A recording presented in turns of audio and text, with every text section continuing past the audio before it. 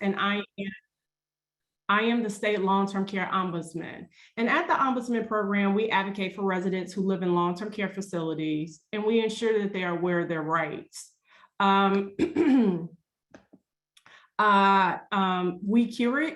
curated this event specifically for residents. So before I begin, I would like to go over a few housekeeping things. We want to really encourage everyone to ask questions, and you can definitely do so by putting your questions in the chat. And you can find the chat box icon at the bottom or the top, or generally in the middle of the screen. And then if you look in the chat right now, you'll see some information that we already put in the chat. And it's information about our email address and our web page. And so you can contact us. We also are asking that you put your zip code in the chat so we can see where folks are logging in from.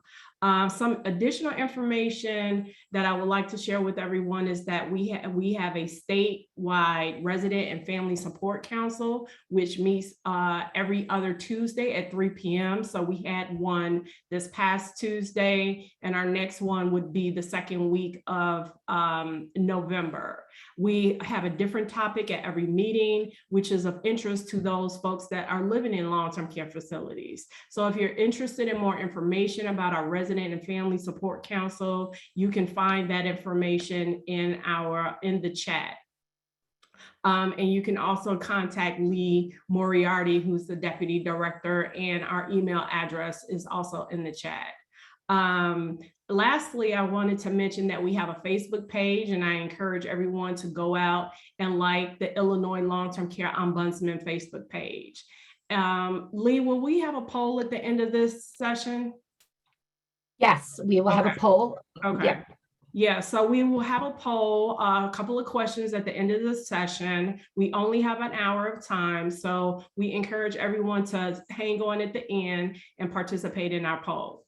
So now let's get started. I'm really excited about this town hall. Of course, again, this is our second one.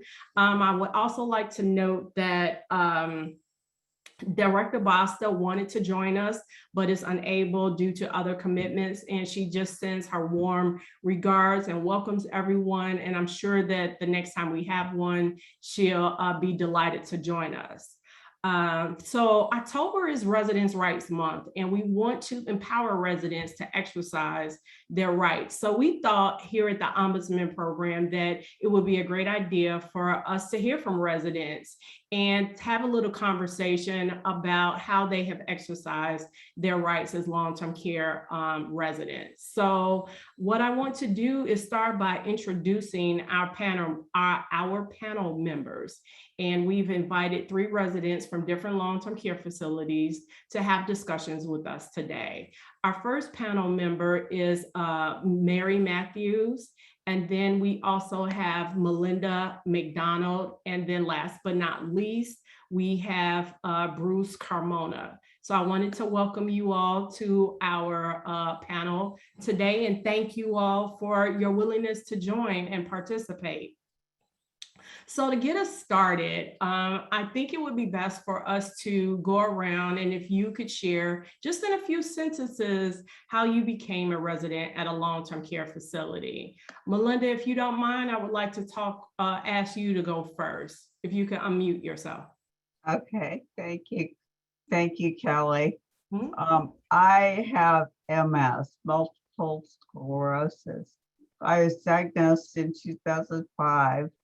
I stopped working in 2010, and I am in 2015, I entered an assisted living facility where I met the,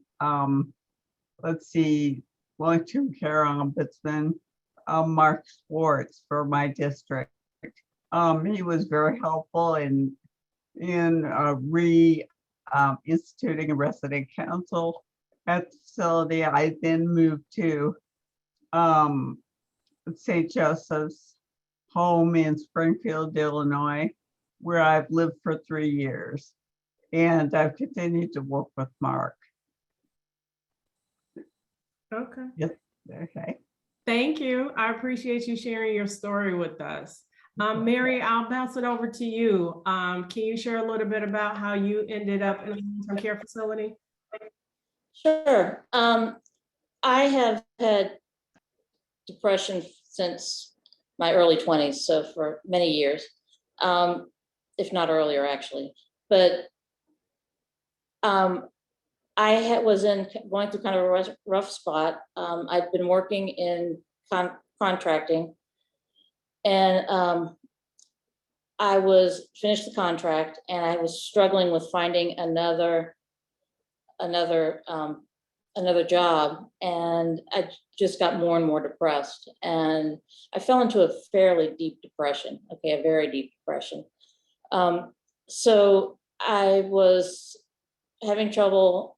It was about 4 years, and so I ended up, as expected, having trouble paying my bills, things like that, and I ended up with an eviction. And I'm a type 1 diabetic, long term. That the diabetes is also impacted by the depression. Stress impacts diabetes pretty badly. So I've been having trouble with my diabetes as well during that term. When they came in, a social worker came in as well, and said, "Where are you going to go?" And I said, "I'm homeless."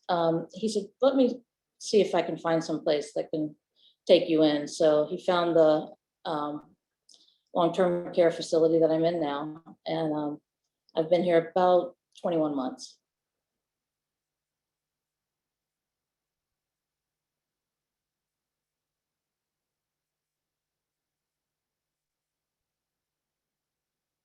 I'm not hearing you, Kelly. Sorry, I apologize. Oh, I put okay. myself on mute. I just want to say, I said thank you. I apologize. And thank you for sharing your story. Bruce, I'm going to pass it off to you. If you could tell us a little bit about your story quickly, if you can. Okay, my name is Bruce Carmona. I was in a water accident in 2018 where I rode a bike off of a dock, a little kid's bike.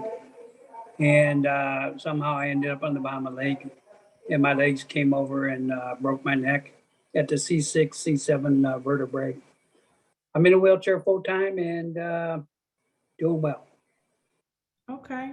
Thank you for sharing your story. I appreciate all of you all giving us just a little bit of background. It kind of will help us guide our conversation. So I want to get into the meat of our discussion this morning and just talk a little bit about residents' rights. As you all know, I'm sure you all know, residents have extended rights because you all are long-term care residents. But because of the sake of time, I'm just only going to focus in on 3 specific ones. And what I would like to do is just ask you all a few questions about those rights. The first one that I want to start with is the right to safety.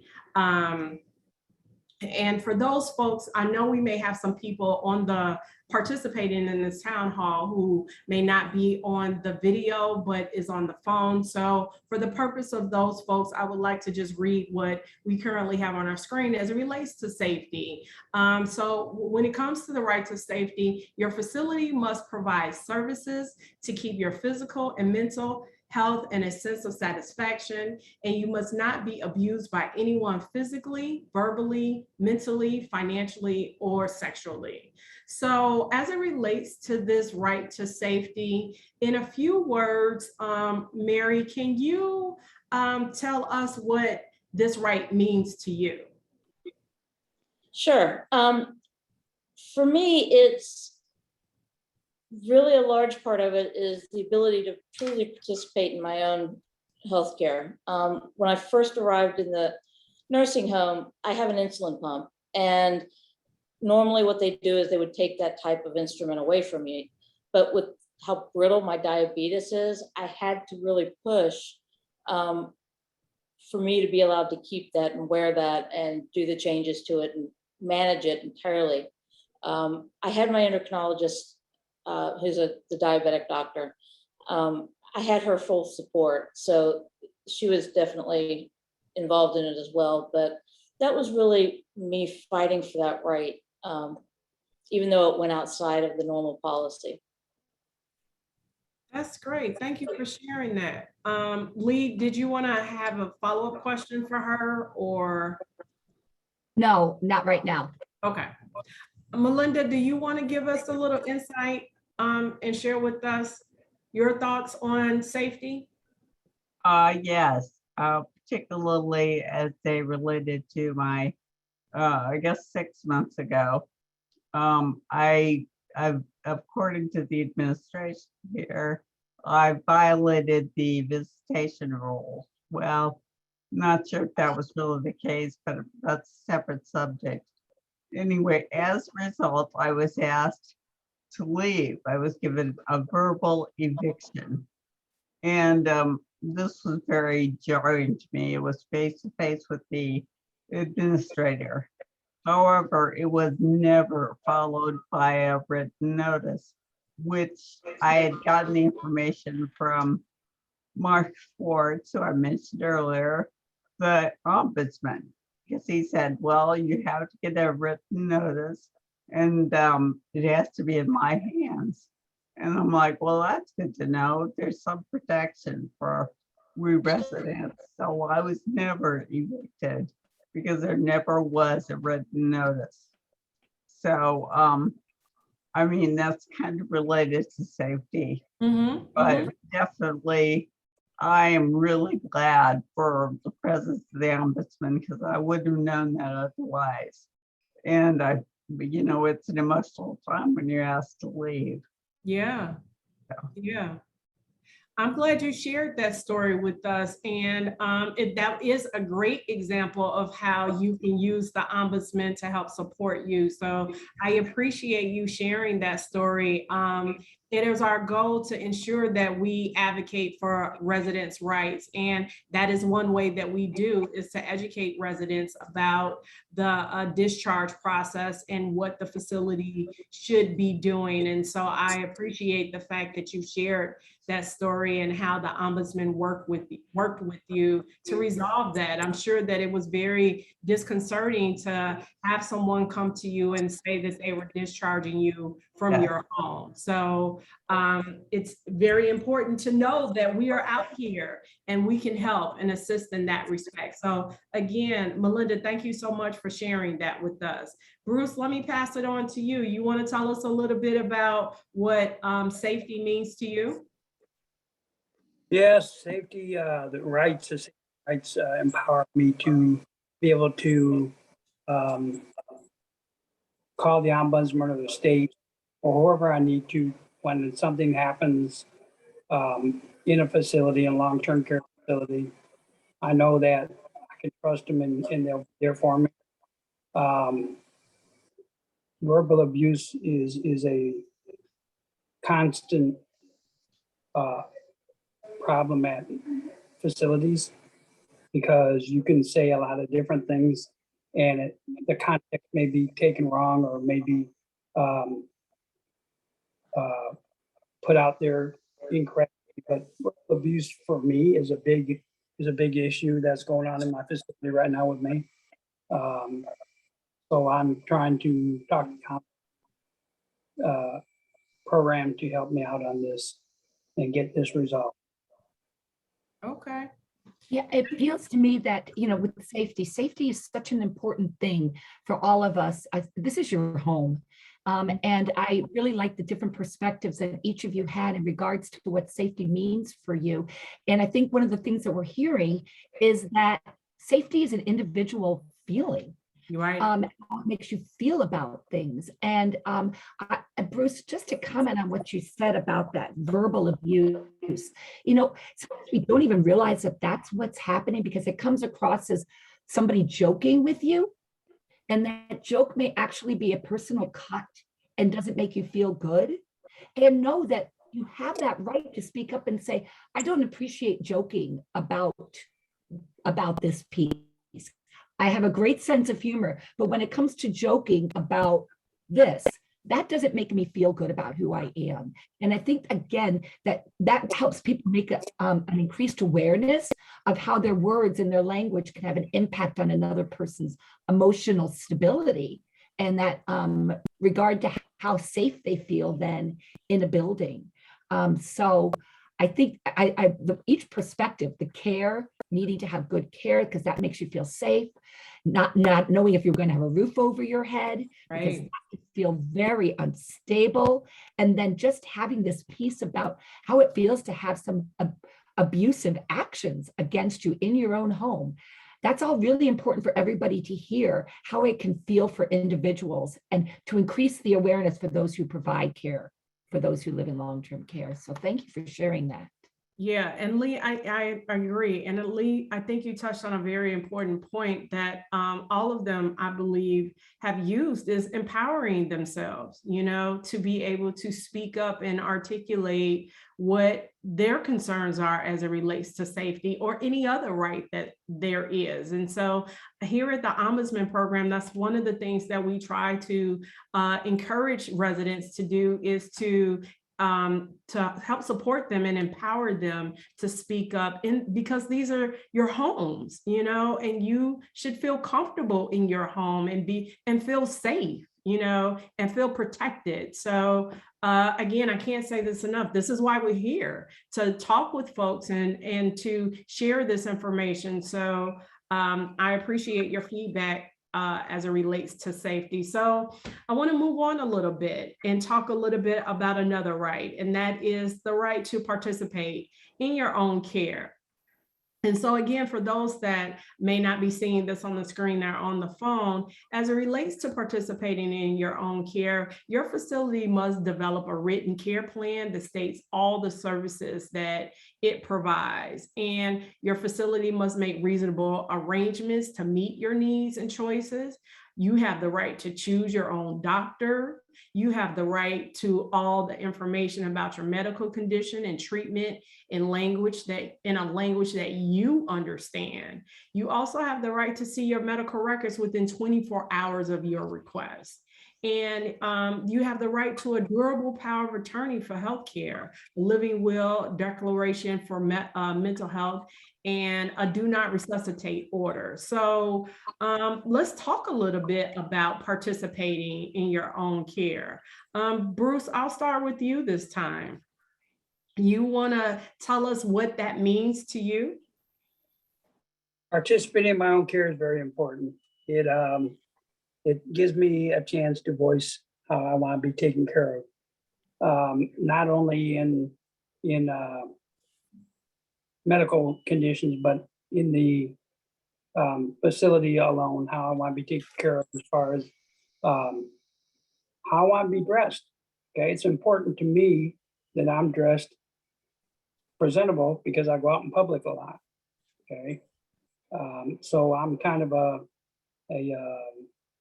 fanatic or picky person on how I'm dressed. Mm-hmm. It's in my care plan, and having that in my care plan makes the facility understand that this is very important to me. And anything else I put in my care plan, you can probably put anything in there. And the facility must follow that care plan. Right. You touched on a very important note that I want to emphasize for all of our participants today is about the care plan. You know, that is an excellent tool to use to outline for the facility what your needs, wants, and desires are. I mean, you pointed out the fact that it is important to you that you're dressed in a certain way, that you look a certain way when you go out in public, when you're at the facility that you're at. And so by you insisting that this information is put into your care plan, it holds the facility accountable to ensuring that your wishes, your desires are met because they're outlined in their care plan. And you have the right to have a copy of your care plan as well. And if you determine that things have changed significantly in terms of your care, you have the right to make requests to have another care plan meeting to add or subtract things from your care plan. So Bruce, I appreciate you so for bringing that out. And we really wanted to emphasize that piece of it as it relates to care plan. That's a very good tool to use in terms of participating in your own care. Thank you. Mary, do you want to talk a little bit about what that means to you? Yeah, there are actually 2 points on here that I definitely like to say just a little bit about. The first is the care plan, the same as what Bruce just talked about, but I've had a very different experience with it. When I was first given the Ombudsman program's resident rights, it's actually a document that tells us what our rights are. It's the first time I read about the care plan, and I requested a copy of mine from the manager for the social work group and was told that she didn't know what I was talking about. And I kind of forgot about it then until I was in a meeting with the new manager of the social work group. And she said she was updating my care plan. And I was like, I want a copy of that. It took longer than it should have to get it. I should have it within 24 hours and it took several days to get it, but I do have it now. And I've been a little shocked by what's in it. So I do need to now make an appointment, kind of go through it, things like that. So that was, like I said, my experience was a little different than Bruce's. The other thing is my right to choose my own doctor, and I'm definitely ensconced in that right now. The facility isn't really set up for me to choose my own doctors. I mean, my specialist, sure, but the 2 doctors that they assigned from here is a PCP and a psychiatrist. And because of the way they order the meds, they're saying I can't have my own. Now, we've kind of moved past that finally, and that's been a recent development, like last couple of days. But it's been a fight, and it's been I am going to do this. So you guys need to figure out how it's going to work. So it's definitely been we've gotten there, I guess I should say.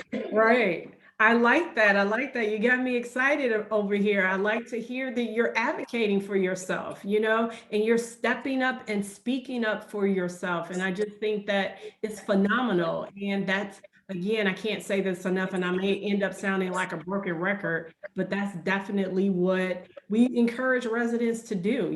This is your home, and it's important for you to speak up for yourself. So I appreciate you sharing your story of how you advocated for yourself as it relates to your care plan and what's actually in it. Lee, did you want to add And I anything? think yes, because I think, Mary, you brought up a good point. You got a copy of your care plan.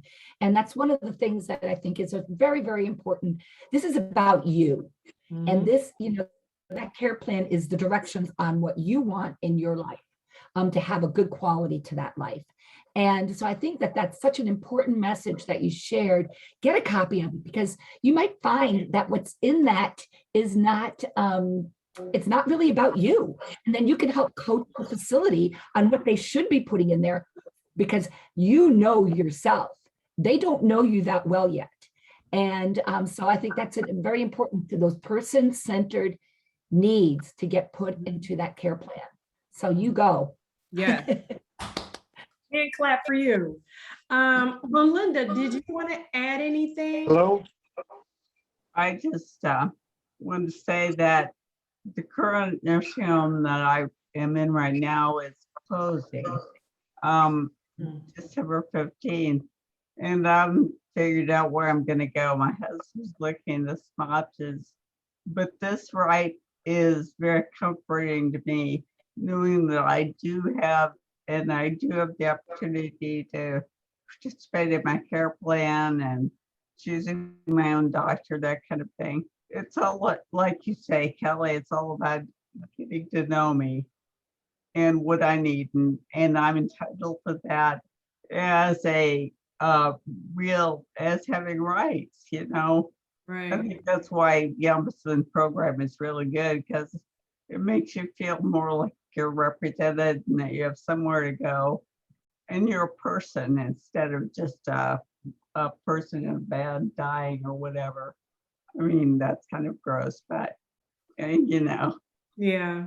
I know what you were trying to say. And Yeah. I'm sorry to hear that your facility that you currently are is closing. And I just want to mention that since we're talking about rights, that, you know, you have the right to be involved in your discharge planning and choosing another facility that is suitable for what you want and Yeah. what you need, and not where folks may want you to go. So I wanted to make sure that you knew that, as well as other folks that may be listening and participating in this discussion, that when a facility closes, residents don't lose rights because the facility is closing. You know, you're supposed to be able to know what the plan is, participate in the plan if you choose to, and find, again, a location that's suitable based on what your wants, needs, and desires are.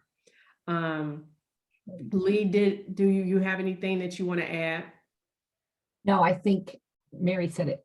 Melinda said it very well. Yeah. The next thing that I wanted to talk about is privacy, and the right to privacy, and just get a little insight from you all as it relates to that.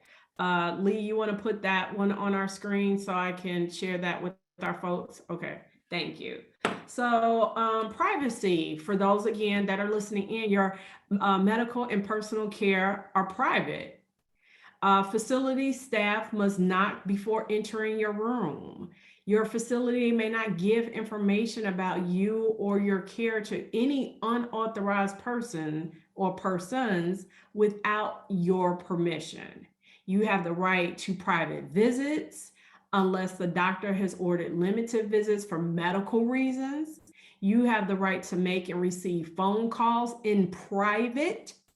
And if you are married, you and your spouse have the right to share a room if available. So I'll jump to you, Mary. You want to tell us a little bit about what your thoughts are about privacy? Absolutely. They're kind of the first two really hit me, the first two bullet items. For me, the medical and personal, and it's not just the care, but the information.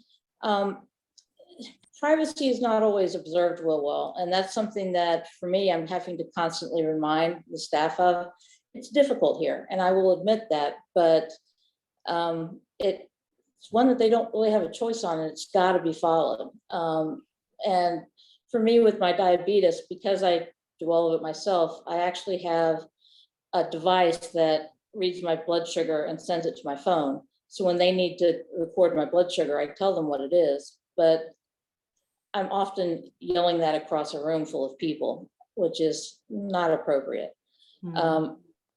But, you know, and I do, you know, afterward, I'll tell the nurse, hey, listen, you know, I'd rather not send this out in public, but not always successful, but still working on it.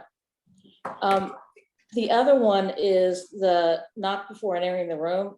This is something that came up in the resident council meeting, that really the staff seem to be getting, to be losing that as something they needed to do. I'm the resident council president, so I recorded it in the minutes, and we turned the minutes over to the administration to get resolved. And across the board, there was a in-service with all of the staff, and we saw marked differences really quickly from that. So that was great. We really appreciated it. We still have to do reminders every once in a while, but they're quick, they're easy, and it goes back to where it should be. So. Good. I'm excited to hear about the resident council. And you said that you're the president, right? Yes. You want to tell our audience a little bit about that, if you could talk just really quickly, because I think it's important for folks to know about resident councils and how beneficial they could be. And it sounds like, you know, there has been some successes, you know, in terms of addressing specific concerns that are raised at the resident council. So if you could, for maybe 2 or 3 minutes, just give us a little bit more about resident councils, especially because you're the president. So we want to hear from you. Basically, the resident council is a meeting for any and all residents that would like to attend. It's a chance for them to voice their concern without any concern of a reaction from staff, a negative reaction from staff. So we collect all kinds of problems. We collect, there are times that people are complimenting staff. So we get a mix. Of course, it's much more negative than positive, I will be honest. But I record all those in minutes, and I turn those into the administration. And every month we get whatever updates there are. Now, we don't always get updates right away. There's times I'm actually chasing answers, but we normally do get answers. I mean, the one issue we have now is we were many months without a dietary manager. And so we've got several dietary issues that goes back probably 4 months. But those are because no one was here to answer them. So, and she's just started, the new manager. So I expect to get answers to those in, but it's how we manage that stuff. That's great. That's great. Thank you for sharing that. Lee, did you have any questions that you wanted to ask Mary before I move on? No, that resident council meeting, I think it's important for everyone to understand, you do not have to have a staff member attend in that meeting. They have to have a facility liaison, and that sometimes can help people feel a little bit, people don't like to complain sometimes in front of people that may be affected by that complaint. So that's another thing to just be aware of. There are some very strict guidelines around resident council meeting. And that, again, this is something that the ombudsman can attend. They can attend these meetings. They can help coach the facility. They can help coach the resident, who's the resident council president. So there's a lot of really, that is such an important meeting. And I don't feel that sometimes it gets the value that it should have. We do have somebody that would like to ask a question. And Chris, is it a quick question, or would we be able to have this question asked at the end? No, I just wanted to touch on some of the subjects. I've been having a hard time getting into the meeting due to my Wi-Fi signal in the home that I'm in. Okay. So I've been having some challenges getting connected, and I wasn't sure if I was being seen or connected. Yep, we can see you Yes. and hear you, Chris. Welcome. Okay, great. Welcome. Thank you. Yes, I'm we're at very the glad you're Forest. here, Chris. Thank you for having me. I'm at the Forest View Rehabilitation Center in Itasca. I've been here for about 1.5 years, and just been a lot of problems that I've been having that I've been listening to you guys talk about, that I wanted to touch on some of this, but I want to rehash things over, because I know that time is precious for everybody, and especially for you guys. But there's just so many things that are, I think, not correct going on in the facility. Being that I know that there's been rules with COVID and stuff like that, but are there currently rules for day pass hours on the CDC website or IDPH regarding how long people can stay out if they want to go on a day pass, or is that up to the facility? Lee, I'll take this and you can bounce in if you choose. I'm not aware of the CDC's website as it relates to day passes. IDPH actually issued guidance last week, updated guidance in terms of visitation. And I don't know that it speaks directly to day passes. What we absolutely can do is reach out to you, Chris, and talk with you a little bit more about what your concerns are related to day passes. The facilities are required to create policies, of course, but we can definitely dig into that a little bit more with you. Lee, did you want to add anything? No, I think it's best to talk to, if we could connect you to your ombudsman, that would be great. Janet Cather is my ombudsman. Great. Oh, I love it that you know her name right off the top of your head. That's perfect. I think that's important. Yeah, because you want to make sure that the facility is following all the guidance, and that guidance, Yes. unfortunately, is extremely extensive. Mhm. And it's changed readily, but they're trying to stay on top of the latest CDC guidance. For the state is trying to stay on top of all that. So that's where it gets Okay. hard as a consumer to stay on Yeah. top of this, because it's Yeah. hard for the people that. Because aren't right able to stay now on. we're allowed to go out for 4 hours a day between the hours of 11 and 3. And I mean, people that can pick us up and sign us out, people have jobs. And Mhm. who can pick it and who can, during the week be available between those hours to take somebody out of the facility and do something for 4 hours when they have to be at work. You know what I mean?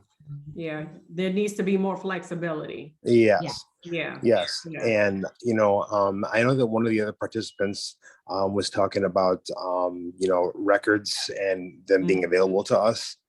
Do you know that it took me a year and 2 months for me to be able to get a copy of my records? Wow. Oh, I'm sorry that happened, that it took so long. It should not take that long for you to get. And I made reports record. to the state, and like nobody heard me, and I just feel that there's a lot of things that are kind of backwards going on here, because I feel that the administrator is trying to impose her will on what she thinks is correct, Mhm. and not really what the guidelines are set, especially for a state-funded facility. Yeah. Chris, it sounds like you are really in tune to what's happening at your facility. And I just I'm want very, very in to tune. encourage you to continue to ask questions. That's a part of empowerment, right? Asking Yes. questions to get clarity. And again, I can't stress this enough. We're here for you. So we Mhm. can help you on this journey to get a lot of these questions answered for you. So I really appreciate you speaking up and raising your hand to amplify some of your own personal concerns. And I want you to know that we're going to be here and walk with you through this process. Okay, that's And great. Chris, just to let you know as well, we have this Resident and Family Support Council. I don't know if you're attending those meetings. Information. I wasn't aware of them.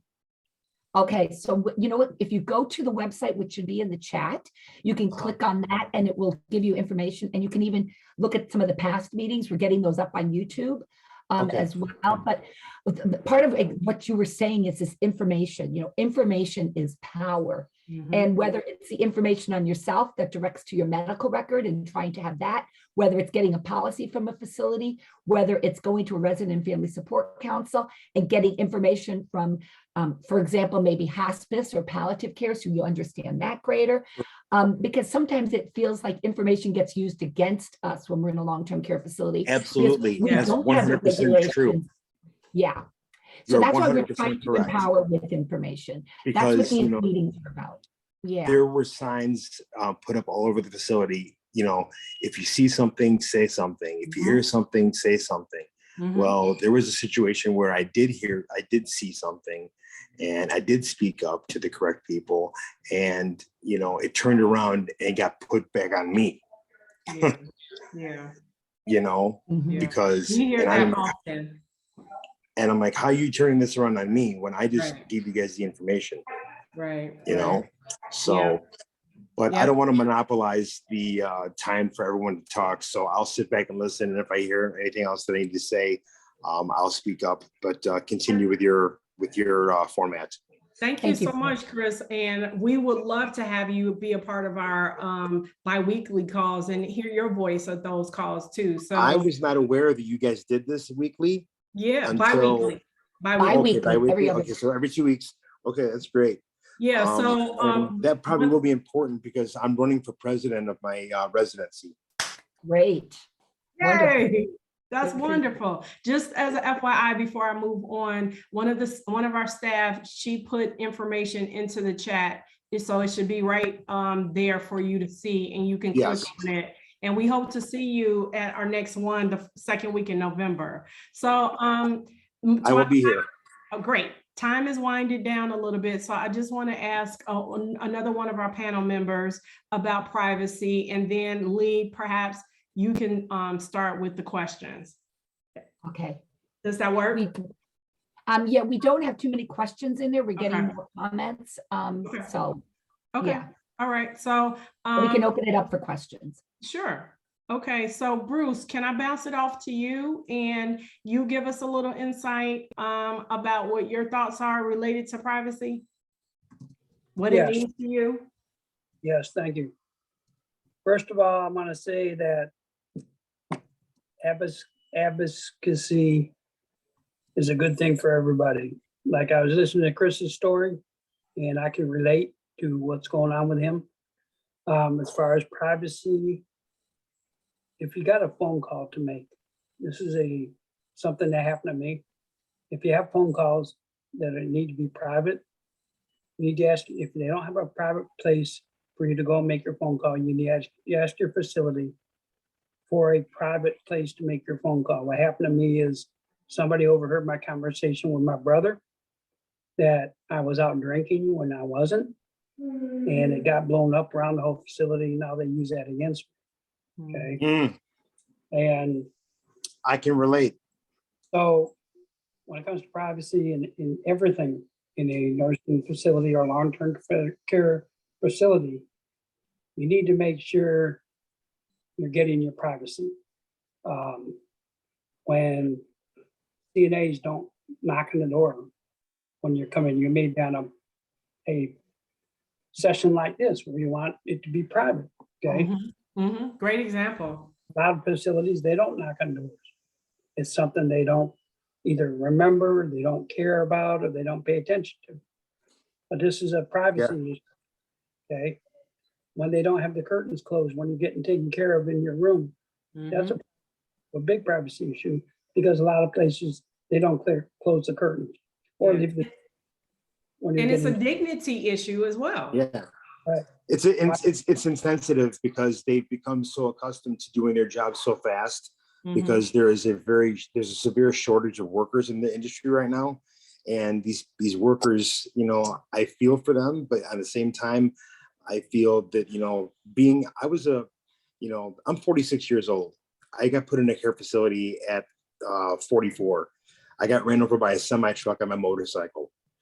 And, you know, I lost my whole life. And, you know, it was the first time ever seeing that, you know, how these workers have to be and how they have to work under the conditions.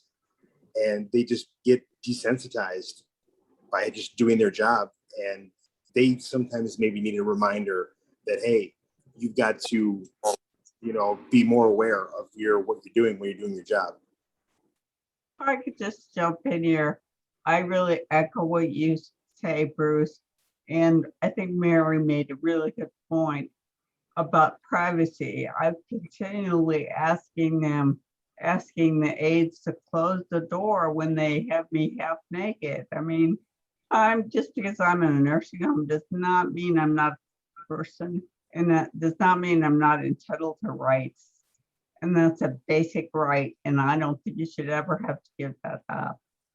And No, your care, everyone's care should be person-centered. Everyone. Yeah. Yes. Yes. Yeah. 100%. Lee, do we have some questions or? Yes, we have Kara. Kara, would you like to unmute yourself? She has a question that she would like to ask. Sure. Hi. Hi. This is Kira. I am a community reintegration advocate. So I help folks move out of facilities who are living there against their choice and transition into the community. I have one comment and then I have one question. My comment is that a huge residential right is that people have the right to move out of these facilities. And if where they are at this time is against their choice and preference. And so oftentimes that is not being shared with the residents because that's not in the best interest of the administrators. So if long-term care ombudsman could assist with reminding the administrators that this is a requirement that they have to do. It's their obligation to be educating folks of their residential rights in general, but particularly that one, that would be really excellent. And as part of the ombudsman, it being part of their role to educate the residents about their right in this regard and connecting them with their local Center for Independent Living. That would be really helpful because our Centers for Independent Living are the folks who can assist with that transition process and advocate on people's behalf. My question is, so on October 19th, you may or may not be aware, the Chicago Tribune published an article calling out Illinois' Department of Public Health for failing to properly oversee nursing homes, not enforcing staff requirements, not imposing penalties when they're providing inadequate services or operations, and largely stopping inspections of nursing home facilities. And as you know, and this is all during the pandemic, and as you have experienced as ombudsman, there was a good period of time, especially early on in the pandemic, where ombudsmen weren't even allowed in nursing home facilities. Correct. I read this article.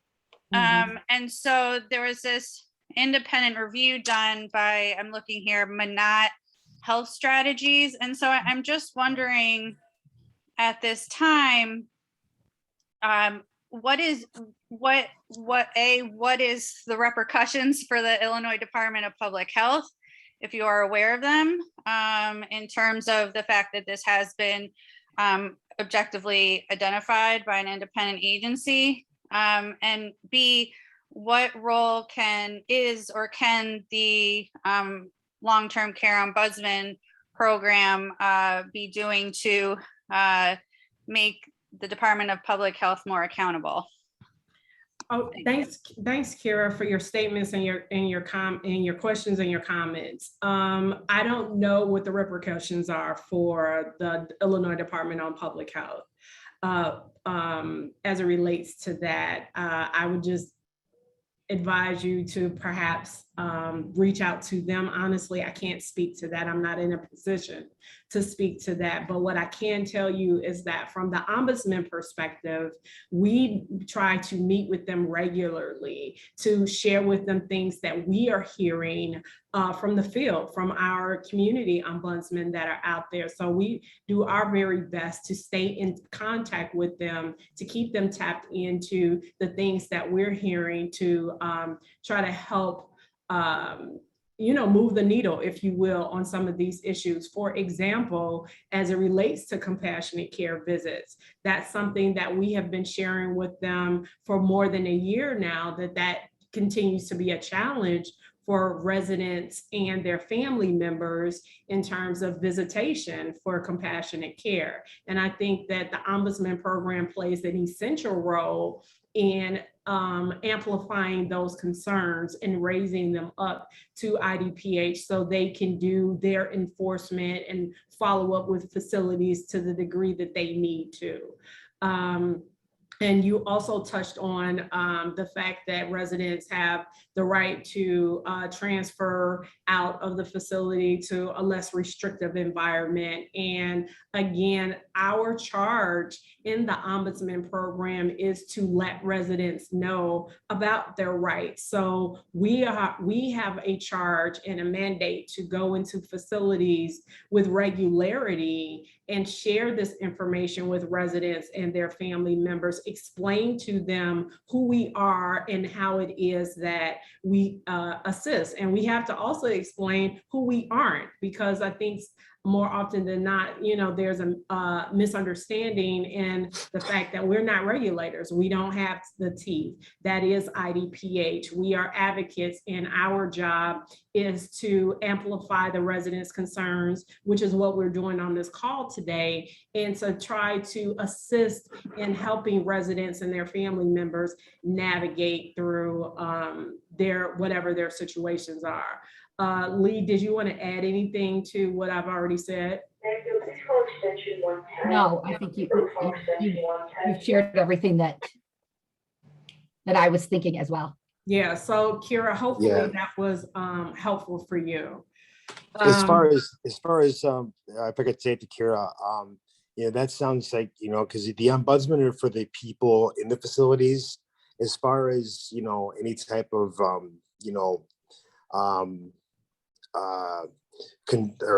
investigating or, trying to figure out what happens and why that's happening. I think that falls more into a legal area for that to get rectified. It wouldn't be something that the ombudsman could get involved with because they're more of a one-on-one with the residents. And with what happened, with what Kara was talking about, and I did read the article, would be more of a investigative process, more of a legal process, I believe. Yeah. And just as an FYI, I don't know if everybody was aware, Bruce was interviewed. One of our panel members today was interviewed for that article, and he shared some perspective as well from what if what it feels. I like wish I would have been long-term interviewed. Right. And I'm sure you also get an learning- opportunity, Chris. You seem like you are a good self-advocate for yourself. So I'm sure I you'll found get an out about opportunity. this just the other day, and you guys will be hearing a lot from me. Trust me, I have a lot to tell, a lot to talk about. Okay. Well, So I think I'm going to say goodbye to everybody. I have a therapy session. Okay. It was nice talking with everybody. It was nice meeting with everybody and hearing everyone's stories. And I look forward to speaking with you in 2 weeks. Okay. Bye, Chris. Thank you. Thank you. Take care. Bye-bye.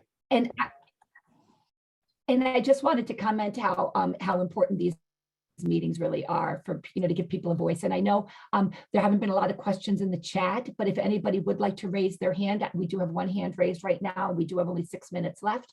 But Carrie, I know you said you had some comments that you wanted to make. Yes. Good morning.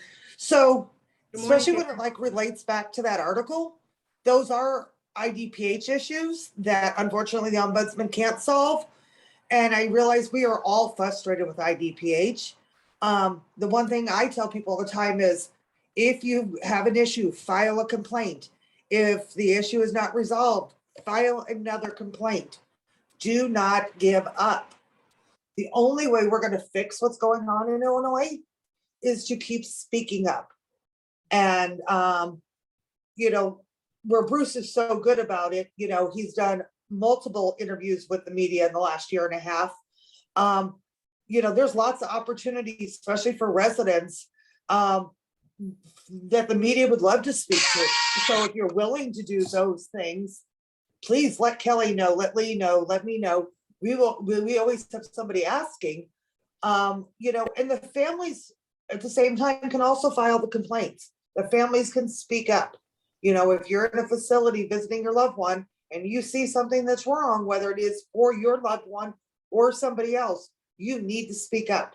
Again, we can't fix what's going on without people talking about it, speaking up, sharing their stories, and going to IDPH and sometimes the media, because public opinion does matter. Mhm. Yeah. So I think it's, as we enter our last couple of minutes of this meeting today, just to kind of recap everything that's been really reinforced through this meeting. And, those rights, we just selected 3 rights that we felt to comment on today, but, there are a litany of rights.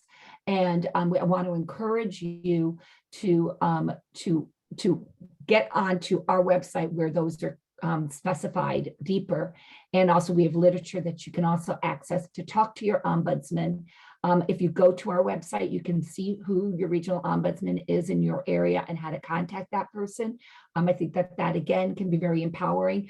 Some of the panel members, some of the people that have been involved in the conversation today, they really have been able to advocate for themselves because they did reach out and they did talk to their ombudsman to help make sure that they got the personalized needs met. So I think that that's an important message that we're hearing. Privacy, safety, being involved in your own care. These are all extremely important things. Mary, do you have something that you would like to say? Yeah, Yeah. just quickly, since you're talking about the ombudsman, I just have to say that our ombudsman, Jennifer Randall, that deals with this facility, has helped me, but has helped so many of the residents here. She is all in. She, doesn't give up. She's truly phenomenal in what she does. Sometimes she's magical in what she does. So just had to throw that out there.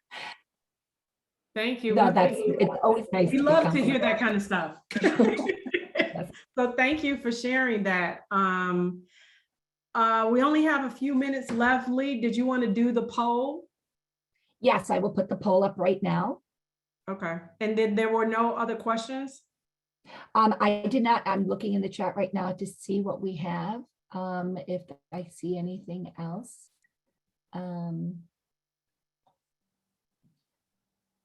Let's see, I've seen some comments, some good comments from people. We appreciate, I can see that we've got a variety of different types of people that have attended this town hall today, which is wonderful because we all have different responsibilities, whether we live in the building, whether we love somebody in the building, whether we are those who care for people who are in the building, whether we advocate for those that are in these buildings, in these homes. It's important that we all hear the same messages at the same time from the people who are most affected. Absolutely. So thank you for being here, everybody that has been a part of this. And I have launched the poll. And if you could please just give me your responses and we'll see how. So we're getting a lot of messages. I'm going to end the poll now. Just a couple more seconds in case anybody didn't get to answer it. And we have a lot of people that would like to see more town halls, Kelly. Yay. Well, we're going to do it. We're going to answer the people and give them what they need. So we'll That's be right. having them with some regularity. And typically what I do is I don't give it out, too far in advance because I don't want people to forget about it. But typically what we do is try to send it out like the week of or like that Friday before, and also do a press release. So we'll continue in that manner as well. And if there are any other suggestions, again, we have our general email box on the screen, and you can reach out to us, give us any suggestions, comments, recommendations, whatever you feel you deem is necessary.